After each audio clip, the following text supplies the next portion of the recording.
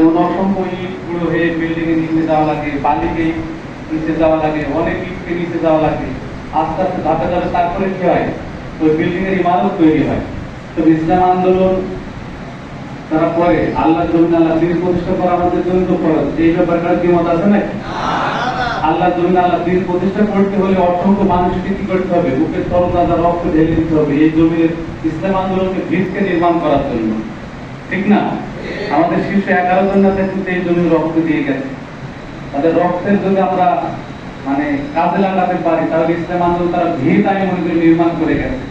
এই ইসলাম আন্দোলনের ভিত থেকে আমাদের ইমারত পর্যন্ত, অর্থাৎ একটা বিল্ডিং ছাদ যে পর্যন্ত শেষ কাজ হয়, সেই কাজ কিন্তু এখন আমাদের শেষ হয়নি, কাজ আমাদের চলমান আছে, ঠিক কিনা?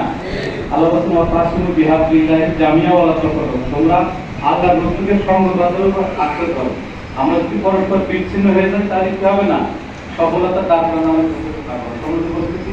অনেকে চাচ্ছে এই আন্দোলন যারা যৌথভাবে সফল করেছে, এক কথায় জামাতের উদ্ভিদ, অনেকে চাচ্ছে আমাদের এই দুই দলের ভিতরে কিন্তু কি করা, গ্রুপিং এবং ফাটল তৈরি করে দেওয়ার জন্য।